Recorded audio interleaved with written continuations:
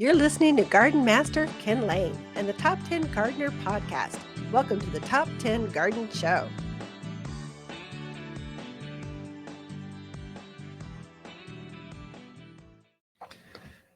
And we are back in the studio with Lisa Waters-Lane. She comes each week with your gardening questions. What are people talking about out in the gardens? And this weekend, over hot dogs and garden classes and vendors and growers, and there were a lot of questions. People, the gardeners are anxious. They want to be out. They are tired of the cold. Yeah. They want their plants. They're thinking, sipping tea and watching hummingbirds, not sleeting on the side of the windows in their house. So it's kind of exciting. Spring in the mountains. You never know what you're going to get.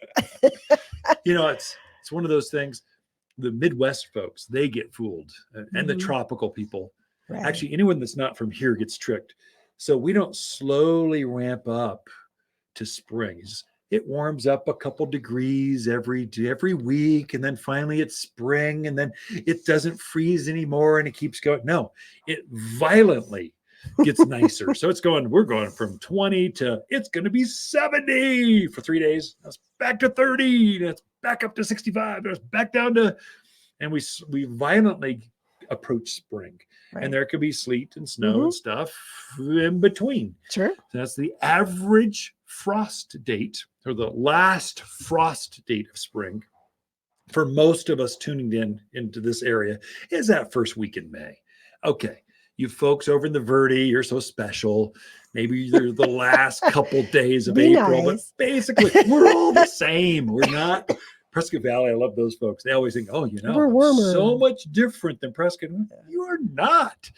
You're just down the freeway. You're the same exact as all of us. We're up at this high elevation. It's the elevation that does it. Just goes extreme warm to extreme cold. So get plants that can adapt to that. Right. And there are plants that can adapt to that. And you're seeing them bloom all around the region now. So I do get asked that a lot. There were, we know we're going to get more freezes. Is it okay to plant? Well, I guess it comes down to, don't plant a tomato plant. No. But you can put your trees, some of your perennials, your shrubs, lilacs, forsythia. You can plant all those things now, and they're fine with it. It's the best time to plant evergreens. I mean, spruce and pine and cedar, cypress, junipers, they're all, this is the time. Fruit trees, this is your best time. I know they say fall is for planting fruit trees, but you know what? There's not that many choices. Right.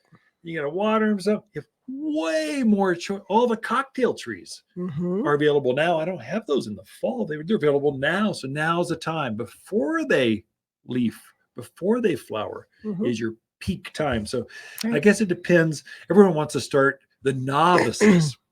They want to start tomatoes in March. Right. I'm going, you're going to see more frost. And if you look at a tomato plant cold, it's going to die. So we try to hold folks back. There's no holding people back. They just kind of go. In fact, remind Amy to make sure we get more tomatoes. We need more. We need tomatoes now because people are going to buy them. And I always have people every year. Well, this is my third crop. You got to go, okay. We try to bring in variety tomatoes. I mean, big sizes that are a little bigger because bigger is tougher. And we bring them in not for the mass gardener. We're bringing in for that retired gardener. And this is their thing they do. They plant it in a container and they have it in the garage at night. And every day they go and they roll it out into the sunshine and they roll it back in and they protect it. And then they do this to get, 1 or 2 tomatoes going early, and then they'll plant all the rest of them later. Yeah. So it's those kind of folks. It's funny. Gardeners are interesting. They are interesting characters, every single one of us. Yes. Yes. Okay. All right. Ready for some questions? Yeah, do it. Go for it. Okay. We're in the zone. So Melinda would like to know, do I still have time to put out wildflower seed? And if so, how heavy do you seed? Do you put like thick, can't see the ground coverage, sparse? How do you seed? So Melinda, great question. You have time. Go for it. You have until really the end of April. It can be dicey depending on where you're at, elevation and stuff, but really you need freeze and thaw for your wildflowers. And we have that till the end of April, as we just mentioned that. So depending on where you're at, let's go for it. You should feel a little pressure to get the seed down kind of right away. So this weekend, come down. We'll help you pick the 4 native varieties that we put together here. We sell it in bulk. Now, going back to how far does each seed go? You don't put it on very heavy. It's not like lawn seed. You're not putting 8 pounds per 100 square feet. It's just like ounces. Because how big is a poppy plant? One seed's going to form one poppy plant, which is probably 6 by 6 by 6.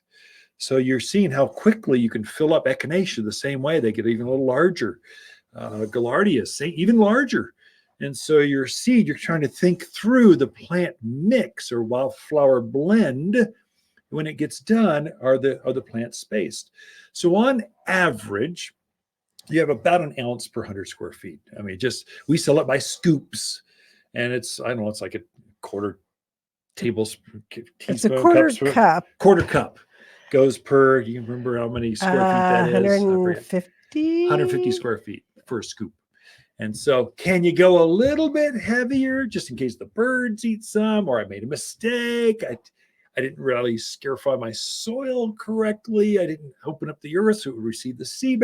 Could you put a little heavier? Maybe, but I wouldn't go crazy. Right. What I tell folks is take your hummingbird mix. I want to attract more butterflies. We've got a mix for that.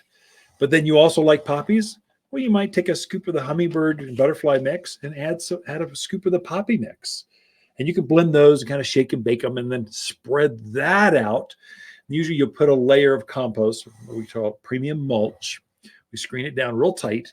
You just put it over as thin as you can over that seed, and that should be good to go. But yeah, Linda, great question. Your timing is perfect. Go for it. Okay. Next question is from Shelley. She says, what's the difference between an Atlas cedar and a Deodar cedar?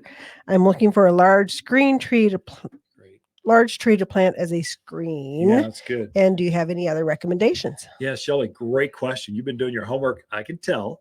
That's a great question. So Atlas Cedar, that's on the courthouse. That's the courthouse tree. So 100 and something years ago, when we became a state, they planted 2 Atlas Cedars down there as a celebration. And the largest one, as you look at Bucky O'Neill looking towards the courthouse on Gurley Street, the biggest tree on the left-hand side, that's an Atlas Cedar. So it's a big trunk. Like, you can't put your arms around it. Of course, it's 100 years old. It's now, I don't know how tall it is, but it's tall. Big. I mean, it's like way above, like I can't even tell how big it is. It's so big.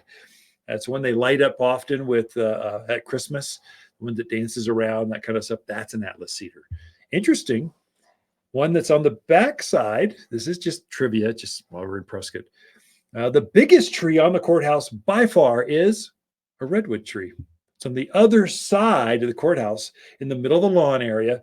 That biggest trunk, it's so big, it just has this big green canopy over you. They've limbed it up some so you can play and enjoy the lawn areas underneath it. That's a redwood. So you can plant that too.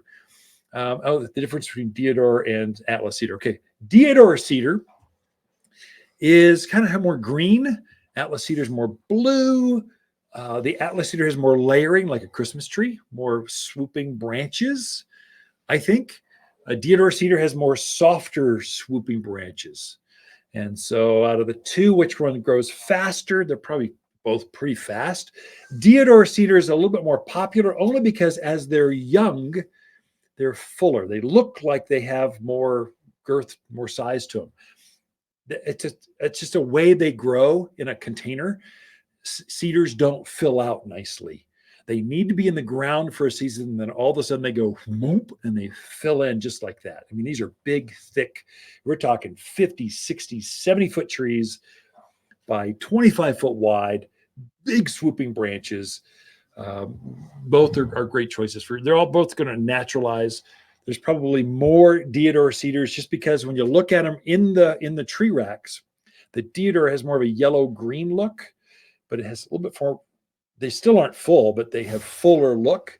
The Atlas Cedar is kind of a trunk with a few branches coming off, and you have to envision what it's going to look like. Look at the courthouse, and you'll see it.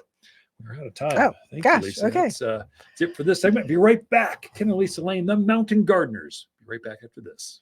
Growing up in Prescott, we knew spring was here when my grandmother's lilacs bloomed. I'm Lisa Waters Lane, and my grandmother would be thrilled with the new bloomerang purple lilacs at Waters Garden Center. They don't just bloom once in spring, they bloom again in summer. Mine bloomed 3 times last year, making spring last well into fall, and just $29.99. Come check out all the heavenly new sights and scents that are making this spring the most beautiful ever. Lilacs like Grandma used to grow and better. Waters Garden Center in Prescott.